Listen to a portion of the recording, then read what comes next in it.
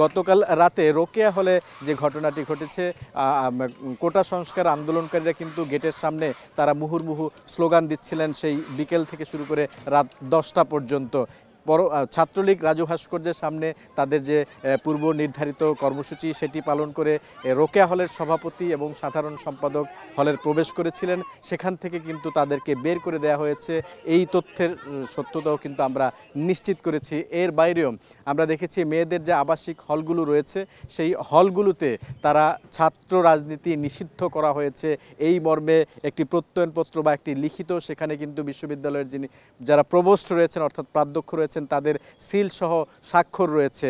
এই বিষয়টিও কিন্তু আমরা নিশ্চিত হয়েছি, সেই চিঠিও বা সেই বিবৃতিও কিন্তু আমাদের কাছে এসেছে। যদিও এটি আসলে চাপের মুখে বিশ্ববিদ্যালয়ের প্রশাসন বা বিশ্ববিদ্যালয়ে যারা হলগুলোর প্রাধ্যক্ষ রয়েছেন প্রভোস্ট রয়েছেন তারা করেছেন কিনা এটি কিন্তু আসলে জানার বিষয়।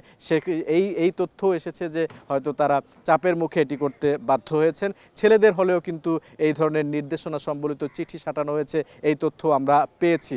অর্ধেক পাউডারে দ্বিগুণ উজ্জ্বলতা, নতুন রিন অ্যাডভান্সড অর্ধেক পাউডারে দ্বিগুণ উজ্জ্বলতা।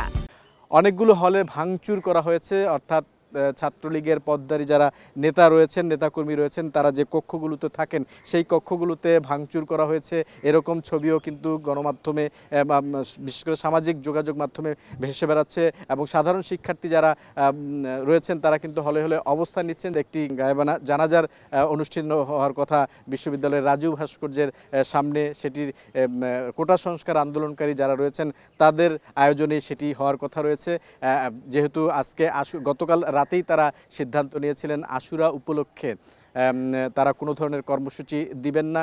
তারপরে আমরা যখন রাত 11টা নাগাদ সেই ইউজিসির সিদ্ধান্ত পাই তারপরে কিন্তু হলগুলোতে কিন্তু এই ধরনের যে বিক্ষিপ্ত ঘটনা ঘটেছে এটি সত্যতা আমরা নিশ্চিত করতে পেরেছি বিভিন্ন সূত্রের মাধ্যমে, বিশেষ করে সাধারণ শিক্ষার্থীদের মাধ্যমে। যদিও হলগুলোর ভেতরে কিন্তু গণমাধ্যম কর্মীদের প্রবেশ করতে দেয়া হচ্ছে না কোনোভাবেই। মূল ফটক থেকে শুরু করে অন্যান্য যে গেটগুলো রয়েছে সেই গেটগুলো আটকানো আছে, গণমাধ্যম কর্মীদের ভেতরে প্রবেশ করতে দেওয়া হচ্ছে না। ফলে সরেজমিনে আসলে কি হয়েছে সেই বিষয়গুলো কিন্তু জানা যাচ্ছে না। তো এখন পর্যন্ত আসলে ঢাকা বিশ্ববিদ্যালয়ের পরিস্থিতি যদি আবারও বলি, আইন শৃঙ্খলা রক্ষাকারী বাহিনী ব্যাপক নিরাপত্তা ব্যবস্থার মধ্য দিয়ে রেখেছে।